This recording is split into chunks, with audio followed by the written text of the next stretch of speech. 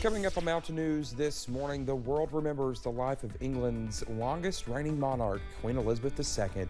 And the Foundation for Appalachian Kentucky gets a pair of very generous donations from a pair of businesses looking to help our region rebuild after disaster.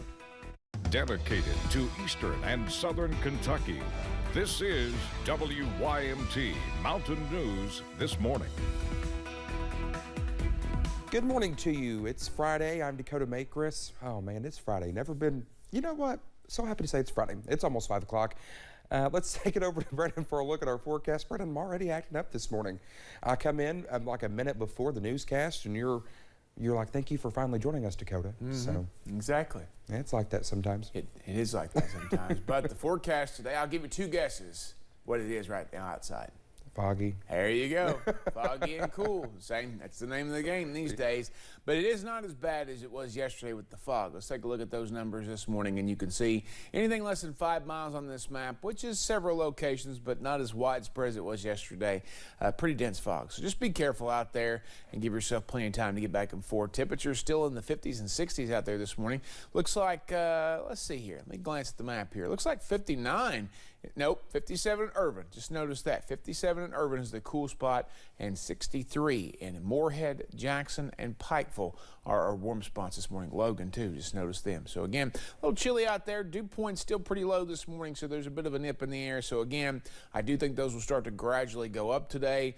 Air temperatures will go up, and it's going to be a fairly comfortable day until the afternoon hours, and it's going to start to get a little warmer out there. So, again, a little extra on your coffee meter this morning. But as you head out the door, three things are going to happen. Fog is going to give way to sun and to clouds, and then the possibility for some rain chances, spotty ones, will come into play later on tonight, and it's going to be a warm one, 84 a daytime high. Dakota? Thank you.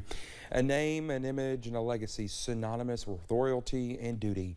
Queen Elizabeth II. After 70 years on the throne, the British monarch died on Thursday at Balmoral Castle in Scotland. Flags were lowered at half-staff at Buckingham Palace in London after the announcement was made. The 96-year-old had been struggling with health issues recently, and Buckingham Palace says her family was called to be by her side. As they grieve the loss, the world is also mourning Queen Elizabeth, who's lived her life in the spotlight. Born Elizabeth Alexandria Mary Windsor, she was the third in line to the British throne, but became the heir presumptive when her uncle gave up the throne and her father became king.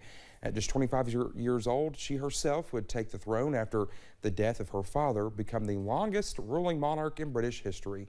The Queen leaves behind 4 children, 8 grandchildren, and 12 great-grandchildren. While answering a question during a White House briefing yesterday, Press Secretary Karine Jean-Pierre was interrupted by journalists and told the news, which was confirmed by the royal family. She said the hearts and thoughts of President Joe Biden, First Lady Dr. Jill Biden, and members of the White House are with the royal family. So, as I said earlier, our hearts and our thoughts go to the family members of the Queen, goes to the people of United Kingdom. I don't want to get ahead of what the President is going to say. I want him from you all to hear from him first, and so I don't want to get ahead of that. And I said this earlier, our relationship with the people of the United Kingdom, and this is something that the President has said himself, has grown stronger and stronger. It is the United Kingdom is one of our closest allies. And again, our hearts go to the people of the United Kingdom, to the Queen, and to her family. During the briefing, she dodged questions about President Biden possibly traveling to UK for a funeral or service, not wanting to speak prematurely. Then minutes later, the announcement was made. The Queen was no stranger to Kentucky. Her love for horses brought her to the bluegrass on several occasions. Her most recent visit was in 2007 when she attended the Kentucky Derby. Each time she visited the Commonwealth, she stayed at Bill Farish's Lanes Inn Farm in Woodford County. And yesterday, Keeneland officials released a statement about the Queen's death, saying, quote, Keeneland joins the world in mourning the loss today of Queen Elizabeth II, a beloved leader with exceptional integrity and unmatched horsewoman. Queen Elizabeth's lifelong love for horses and her passion for racing left an indelible legacy on the sport around the world and at Keeneland, end quote. Keeneland officials say the Queen II, the Challenge Cup, will be even more special this fall as the organization honors her memory and celebrates Her Majesty with the Queen's Platinum Jubilee. Well, while she visited Kentucky several times, the Queen also came to Virginia at least 4 times, the first being way back in 1957. She and Prince Philip participated in the 350th anniversary of the founding of Jamestown. Charlottesville welcomed the Queen in 1976 during the U.S. bicentennial celebration, and she returned in 2007 for Jamestown's 400th anniversary. Flood relief continues here in eastern Kentucky, and organizations and businesses continue to make generous donations. Yesterday, the Foundation for Appalachian Kentucky received a check for more than $388,000 from Food City through a 10-day fundraising campaign with WYMT and other TV stations. Customers could round up their total at the cash register or donate a few dollars, and it is certainly needed as the foundation slowly transitions to the rebuilding phase. This is going to take a long time. It's going to be expensive, it's going to be huge, and it's going to take a long time. The Foundation for Appalachian Kentucky will be here for that very long time. Of course, 100% of the donation made yesterday goes directly into the hands of flood victims. And Food City was not the only one to give back to the Foundation for Appalachian Kentucky yesterday. Perry County leaders and foundation representatives gathered at Hazard City Hall as Avangrid Renewables, one of the nation's leading wind and solar developers, donated $20,000 to aid in flood relief efforts. The government will come around with funding that takes a long time. In the interim, while that funding is being, donations like this can go a long way, into providing a bridge, until that larger funding comes with the relief.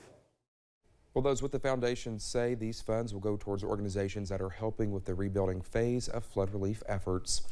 And did you know that a lapse in flood insurance may be one reason you are not eligible for some type of FEMA assistance? FEMA officials say if a requirement to get and maintain flood insurance was ever placed on a flood damaged home and there was not a policy at the time of a flood, the homeowner might not be eligible for grants that could help with home repairs, personal property, or any other losses that might have been covered by a flood insurance policy. And if you fall into the category of no flood insurance, what help could you receive from FEMA? Officials say you may be able to receive help for items that would not be covered by flood insurance, such as rental assistance or a temporary housing unit, disaster-related funeral, medical, or dental expenses, childcare, moving, and storage expenses that cost more than $1,000, and uninsurable items such as septic systems, wells, retaining walls, private access roads, or private bridges. Well, thank you so much for getting your Friday morning started with us here on Mountain News this morning. Coming up, NASA announces some new dates for its new attempt at launching its brand new rocket and a mission to get us back to the moon. I'll be looking forward to seeing those dates. While it is cool this morning, we will warm up some today before seeing rain chances, unfortunately, this weekend. I'll have the latest forecast in about 3 minutes.